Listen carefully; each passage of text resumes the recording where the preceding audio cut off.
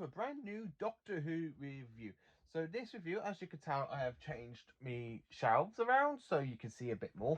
So this review is going to be on, as I said, now this was a request by my Uncle Dale, who asked me to do a video on every Santoran episode. Now, the Santorans have got quite a bit of stories in Doctor Who, so I'm starting off with this review with the very first episode, The Time Warrior, which was broadcast from the 15th of December 1973 to the 5th of January 1973. 1973, 1974. Can I fit that there? No. Can you go fit there? No. Can you fit on that one? A bit low. Can you fit in that one? Yes, you can see it there. So my review on the Time Warrior. Now, I absolutely love it. To help me out, I've actually done a whole preview page about it with what I've got to say. So the main characters in this, you got, of course, the Doctor, played by the amazing Jon Pertwee. This is the very first story that features Elizabeth Sladen as Sarah Jane Smith. You have Nicholas Courtney make a few cameo appearances as the Brigadier in this. Then you've got Links the Santoran, played by Kevin Langsty, something like that. You've got a very, very mad King, Iron Gron, played by David Decker. You got Iron Gron's men. You got Rubish, who's a scientist, played by Donald Plummer.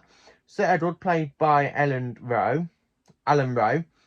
Then you have Bloodaxe, played by John J. Kerry. And also you have Elena, who is married to Sir Edwards, and she is played by Joan Brown. So the whole plot of this, you got two signs of things going on. You got that you start off with the Santoran space crashing in the Middle Ages, but around about the 13th century, by the way. Now, after the Santoran ship crash lands because the Santoran ship's been damaged from it's been fighting with the Rutans. Now, this is the first time you have the whole Santoran plot with them being at war with the Rutans. So the Santorans are a warrior race, as you all know. So I just absolutely do love the story. So let me just say before I get into the actual proper review for my uncle. Now, believe it or not, this actual episode was filmed in Wessex Castle, and of course, the Peckthorne, the Peckthornton, if I say that right, castle as well. So you got two castles. One of them's filmed in Wessex's castle. I don't know the name of that, and one's apparently filmed in another part of the country as well near each other. Now, with this being set in the Middle Ages in the Wessex Castle in the 13th century, also in the 20th century, also being set in a top secure isolation place for all scientists to be. Now, Links the Santoran has made himself a Pronok sort of thing, progenitor, so he's travelling back in time, kidnapping scientists. So the Doctor, of course, gets hold of the trail and follows the trail back to the 13th century, Middle Ages, where he gets a lot of trouble with Iron Gron.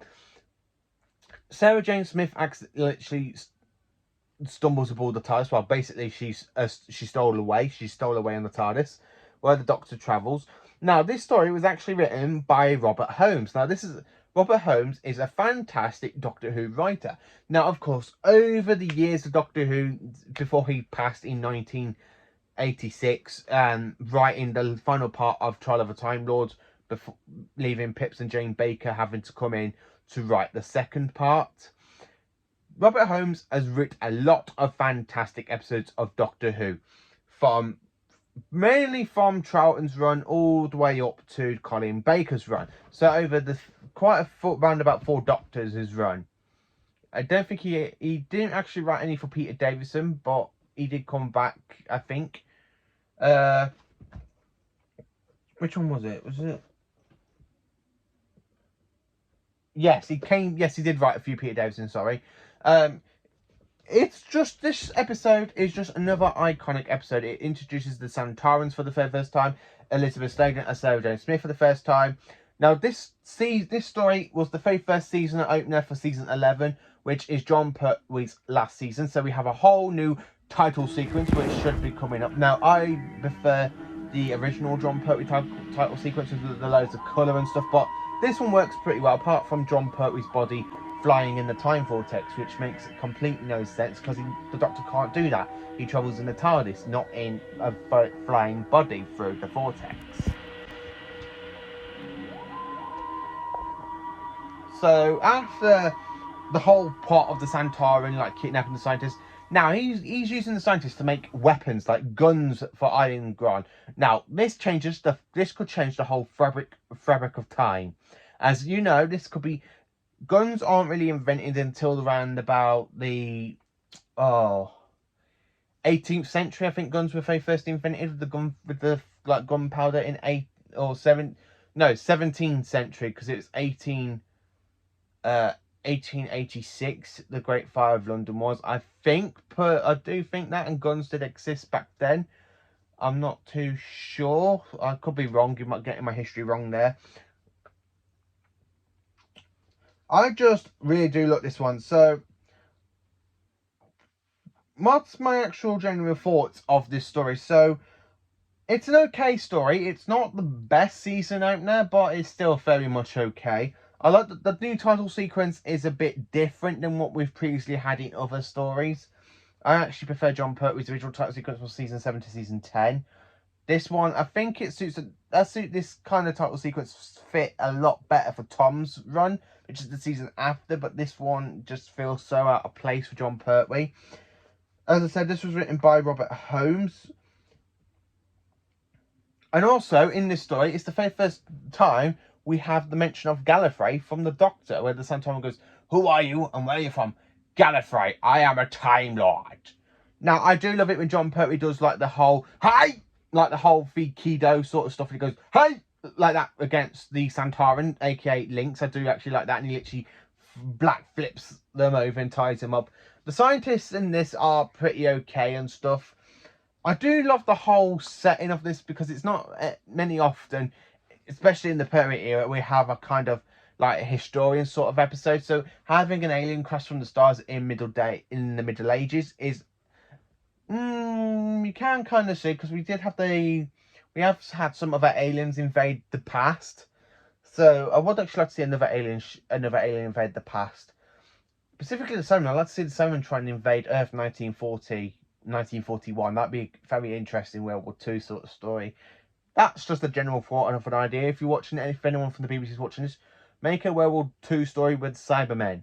You've done it with Daleks, you've done it with the Empty Child. Bring back the Dalek, bring back a Cybermen. Have a proper Cybermen offering upgrades to the humans that have lost limbs in this war. So, my general whole thoughts about this story is basically it's just a really, really kind of good historian story.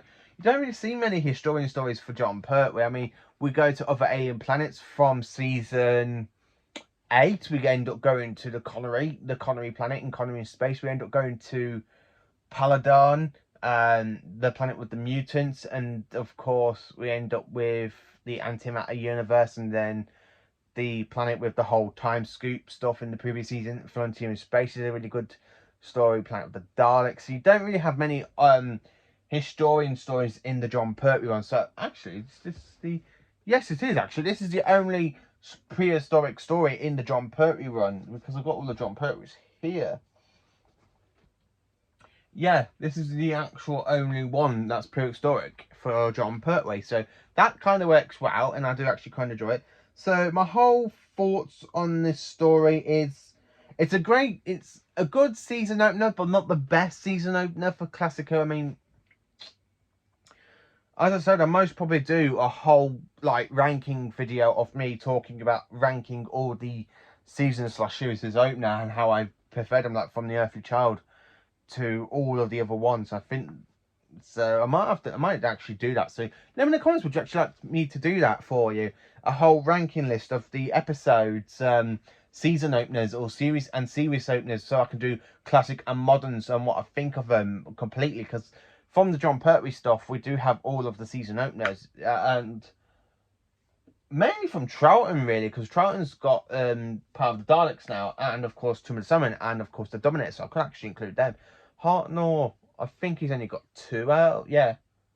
No, sorry, Troughton weren't, because Troughton wasn't the season opener. Neither was Collins. I have to work that one out somehow. I would actually do that. This whole plot of it being set in the 13th century is a kind of a good Alien sort of design, really. I do like the story. I do like the plot. I do think this is absolutely another iconic story. Is this the best story that introduces Elizabeth Sladen?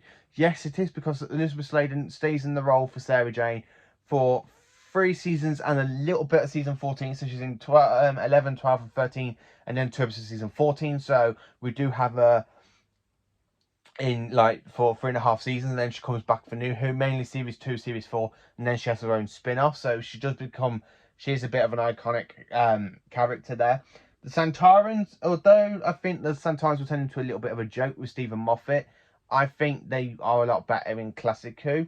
So yeah, apart from a few little bits of random stuff, the Time Warrior isn't a great season opener, but it is a good season opener. It's a very good historian story for Jon Pertwee, since this is the only one he actually has. Links the Santaran is really good, actually. He's played, as I say, he's played by David Decker, and I just think he's a good actor. I mean, I know David Decker plays Links, and he also plays another Santaran in the next season, which is the next story I'm going to be reviewing for my uncle, because he asked me to review all of the Santaran episodes. So then that one I most probably do next Thursday. I might make the Santaran reviews like a bit like the Santaran episodes on a Thursday. You might do that once a week, because in total for Doctor Who episodes we have 863 episodes of Doctor Who. Admittedly that we've got 97 of them missing. I am literally going to try and make view of all of the episodes. So all of the episodes of Modern Who. And if you add it up in story-wise, with William Hartnell having 29 stories, and only a little bit of them on single DVDs and in box sets. Patrick Troughton, of course, has 21 stories, and he has a lot of them missing, unfortunately. Jon Pertwee has 24 stories, so and all of Jon Pertwee's exist. Tom Baker has 41, aka with 172 episodes. I've already done a video of me ranking Tom's episodes and what I think of them, but I will actually like to review all of Tom's stuff, so Jesus, that would be a very long, if I'm going to do one a bit of a time for reviews like I normally do. Peter Davison has 20 stories, but only 69 episodes, so I can actually speak about all of the Davison run with the 20 stories. Colin Baker has only got 8 stories, so his run is just literally short, because I've literally spoken about for me to do his reviews, I've literally spoken about Attack of the Sun, Adventures on Varos, and of course Trial of a Time Lord, so I've still got quite a bit for Colin. Sylvester has 12 stories, and I've talked about 3 of them so far, so I've still got a bit to go for him. Paul McGann's got 2, and I've spoken about the movie, but I've done a review on the movie, so I'm not really going to, that's just going off topic, what I'm going to be saying next. The Time Warrior is an interesting sort of story. If you haven't seen it, I do recommend this, because one, it's just written by Robert Holmes. I have to admit, Robert Holmes is one of my favourite Doctor Who authors. I have to say, he's literally one of my favourite authors for Doctor Who. I will actually do a video of my top 5 Robert Holmes stories episode of that he's written, because he's written so many. I mean, Caves of Androzani he's written quite other ones as well, like, as I say, some of Trial of a Time Lord. So I will actually do a whole video of my top 5 stories for Robert Holmes, because he's actually a really good Doctor Who writer, and he puts so much into his Doctor Who writing, like with taxes and stuff, like you see in the Sunmakers, and he's done a load of cracking episodes for Classic Who. It's a shame he passed away, because I would have loved to see him write for Modern Who, to be honest with you. So this is my review on the Time Warrior and a little bit of other stuff. I think I went a bit off topic. I'm sorry about that. The Time Warrior is a very interesting story. It's one of my personal favourites for Jon Pertwee. Not my top 5 Pertwee stories, but mainly it is in the top 10. because there are so many other good Jon Pertwee stories compared to this. So thank you for watching. Please do like, subscribe and share, and have a fantastic day tomorrow. And join me tomorrow for another Doctor Who ranking video of my 3rd favourite Doctor, where I rank all these episodes and what I think of them. And of course, join me again for another review, and it's going to be on another classic story, because I don't really want to talk about all the moderns in one go, because they ain't that classic, to be honest with you. There are more episodes and more stories in the classic range than there is for the modern, so I don't really want to go through the moderns that quick, where I could just talk about the classic ones so much, because you've got more episodes, more stories, and everything else. So yeah, thank you for watching. Have a fantastic day.